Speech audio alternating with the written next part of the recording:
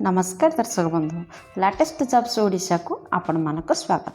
दर्शक बंधु आज निजुक्ति सूचना रही ओडिशा फॉरेस्ट डिविजन रे निजुक्ति आपण को एथिपाई कौन भी एग्जाम दबाकू नहीं आपण माने सीधा सिलेक्शन हो पारे।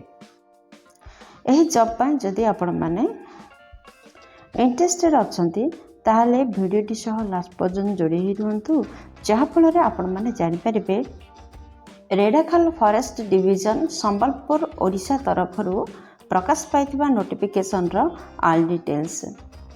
तो बर्तमान देखा एथिपाई एलिजिबिलिटी क्राइटेरिया कौन रोचे आपणकर शिक्षागत योग्यता बयस सीमा कौन रोचे आपणकर वैकेंसीज केते डिटेल्स रही टोटाल पोस्ट केते रही एप्लिकेशन फी अच्छी कि ना प्रेशर पोस्टिंग क्योंठी रहिबो इंपोर्टेंट डॉक्यूमेंट कौन कौन आवश्यक हम आपण मैंने यहाँ जदि ऑनलाइन आवेदन करछंती इंपोर्टेंट डेट कौन आ शेष देखिए यहाँ आपड़ किपरि आवेदन करेंगे।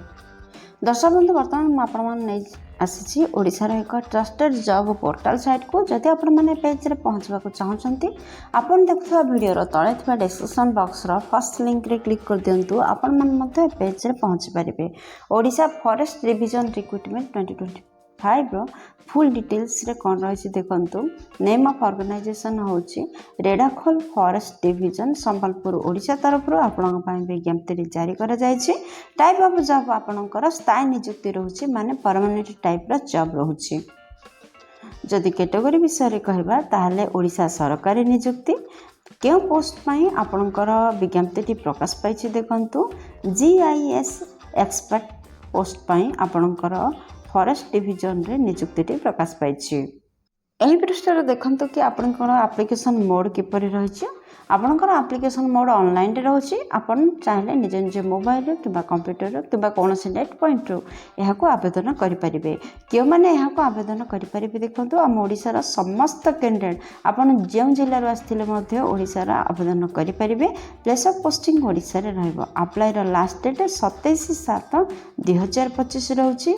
एहार ऑफिशियल वेबसाइट रहउछि कि sambalpur.odisha.gov.in। जदि जेंडर विषय कहबा ताहले उभय पुरुष एवं महिला प्रार्थी ए पद पर आवेदन करेंगे। ओडिशा फॉरेस्ट डिविजन रिक्रूटमेंट 2025 रो एलिजिबिलिटी क्राइटेरिया रे कौन रही देखंतु। फर्स्ट शिक्षागत योग्यता विषय रे आपण माने जानि नियंतु। जदि आपण माने ग्रेजुएशन टे करछंती बा पोस्ट ग्रेजुएशन करछंती GIS आपणकर रिमोट सेंसिंग एवं प्रोग्रामिंग उपरे आपण जदि ग्रेजुएशन किंबा पोस्ट ग्रेजुएशन टे उपयुक्त रिकॉग्नाइज्ड यूनिवर्सिटी करथांती ताहले आपण माने पद पर आवेदन कर परिबे। बर्तमान देखंतु आपण जदि आपण माने यहाँ को आवेदन करबा चाहछंती आपनकर सिलेक्शन प्रोसेस किपरि रहइबो। ओडिशा फॉरेस्ट डिविजन रिक्रूटमेंट 2025 रो नोटिफिकेशन अनुसार आपण पाई कौन सिलेक्शन प्रोसेस रही देखंतु। आपण पाई कोनोसी एग्जाम रो व्यवस्था नहीं नो एग्जाम रही इंटरव्यू रही। इंटरव्यू माध्यम रे आपण माने सिलेक्शन हो पारे तापर आपणकर डॉक्यूमेंट वेरिफिकेशन रहिबो किंतु कौनसी भी एग्जाम नहीं। दर्शक बंधु जदि बयस सीमा विषय आम कहवा 1/1/2025 सुधा आपणकर सर्वनिम्न बयस 35 वर्ष होते आपण मैंने यह पद पर आवेदन करेंगे।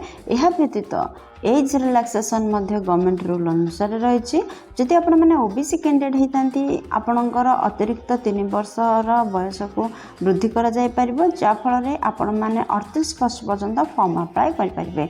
जदि आपण मैंने ST SC PWD कैंडिडेट होती किंबा एक्स सर्विसमैन कैंडिडेट होती ताहले आपणकर बयसर 5 वर्ष बयस कोहल कर जहाँफल आपण मैंने 40 वर्ष पर्यंत फॉर्म अप्लाई करेंगे। ओडिशा फॉरेस्ट डिविजन रिक्रूटमेंट 2025 रो इंपोर्टेंट डेट कौन रही देखंतु। दर्शक बंधु अप्लाई स्टार्ट डेट 11 जुलाई 2025 आरंभ होइछि। आपनकर लास्ट डेट 27 जुलाई 2025। तो 27 तारीख मध्य आपण माने ऑनलाइन आवेदन करि परिबे। Odisha forest division recruitment 2025 application fee कौन रही देखो दर्शक बंधु एथिपाई जनरल कि ईडब्ल्यूएस कि ओबीसी कैंडिडेट कौन भी आप्लिकेशन फी ना एसटी एससी वोमेन कौन आप्लिकेशन फी ना टोटाल उपर कहवा गले आपण मैंने जेकोसी केस आसते आपण समस्त आप्लिकेशन फॉर्म फ्री रही आपण मैंने देयमुक्त आवेदन करें। दर्शक बंधु आपन तो जानते तो यह ऑनलाइन आवेदन करने को हेब जदि आपण मैंने यह ऑनलाइन आवेदन कर आपणकर कौन कौन इंपोर्टेंट डॉक्यूमेंट आवश्यकता रही देखो फर्स्ट आपणकर समस्त शिक्षागत योग्यतार सर्टिफिकेट और मार्कशीट आवश्यकता रोचे सेकेंड रे केस्ट सर्टिफिकेट आवश्यकता रोचे थर्ड रे वैलिड ईमेल आईडी आवश्यकता रोचे मोबाइल नंबर आवश्यकता रोचे फोर्थ रे रिसेंट कलर पासपोर्ट साइज रो फोटोर आवश्यकता रोचे फिफ्थ रे गोटे आईडी प्रूफ आवश्यकता रोचे आपण माने Aadhaar card vote card PAN card जेकोसी गोटे आईडी प्रूफ प्रमाण आपण दे पारिबे। सिक्स्थ रे आपनकर एप्लिकेशन फॉर्म रो आवश्यकता रोचे। सेवेंथ रे जदि किसी आपनकर एक्सपीरियंस अछि ताहाले एक्सपीरियंस सर्टिफिकेट रो आवश्यकता रोचे। दर्शक बंधु एही 7 डॉक्यूमेंट को रेडी करंतु एवं ऑनलाइन रे जल्दी आवेदन करंतु।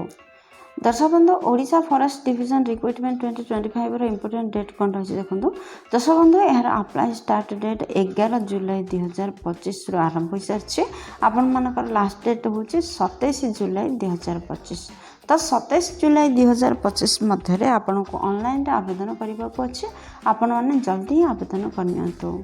दर्शक बंधु जदि आम दरमा विषय कहवा आपणकर मासिक दरमा 50,000 टଙ୍କା रही जदि आपण मैंने 50,000 टଙ୍କା मासिक दरमार निजुक्ति नेबाको चाहते इंटरेस्टेड अच्छा निहाती भाव में अप्लाई करूँ। ओडिशा फॉरेस्ट डिविजन रिक्रुटमेंट 2025 रो इंपोर्टेंट नोट कौन रही देखो दर्शक बंधु आपण मैंने जदि को आवेदन करछंती तो आपनकर फॉर्म को भल भाव में फिलअप करेंगे करेक्ट भाव में फिलअप करेंगे प्रॉपर गाइडलाइन रे फिलअप करेंगे जेपरी अथॉरिटी द्वारा आपनकर फॉर्म रिजेक्ट न हुए से प्रति दृष्टि देवे आउ आपण मानकर फॉर्म जेपरी बा एप्लिकेशन जेपरी लास्ट डेट पूर्व अथॉरिटी पाखे पहुँची तार गोटे व्यवस्था करेंगे।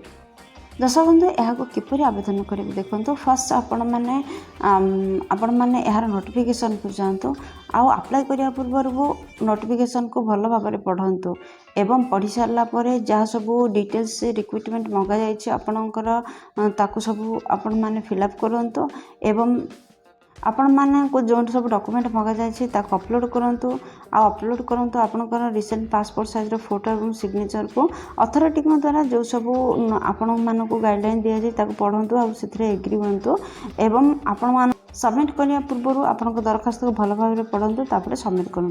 दर्शक बंधु आशा करुँची भिडियोटी आपंकर बहुत काम लगे जदि किसी भी उपकार करें भिडियो गोटे लाइक कर दिंतु सांग मान सहित यथेष्ट परिमाण में शेयर करूँ जदि चैनल टी को नुआ विजिट कर प्रथम चैनल टी को सब्सक्राइब करूँ पाखर बेल बटन रे प्रेस कर आल सेट करूँ जहाँद्वारा प्रतिदिन प्रकाश पाता नुआ नुआ सरकारी जॉब रो नोटिफिकेशन आपण पाखे प्रथम पहुँच पार।